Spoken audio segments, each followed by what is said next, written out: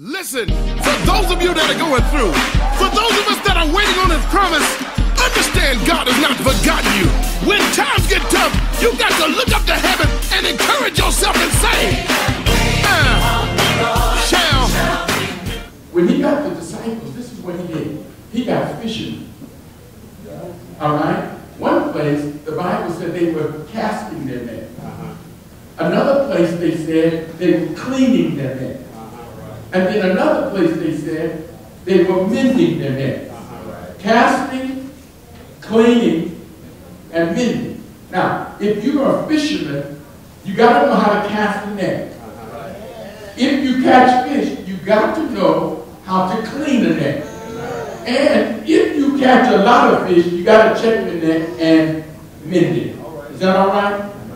Every time we come together in church, we are drawing in the net. Look at somebody and say, I'm part of the net. Every time we come to gather in a service, it's called drawing the net. There ought to be some sinners caught in our net. Am I making sense? Every time we have a benediction, we are casting the net.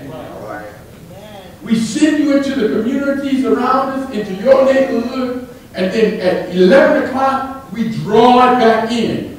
We need some sinners in the net. Y'all are saying amen. See, that's what this is about. We're trying to get our net full of sinners so heaven will rejoice. We want to make God glad. And every now and then we have to do what we're doing now and mend the net. Because sometimes we get preoccupied with things that are not really major with God.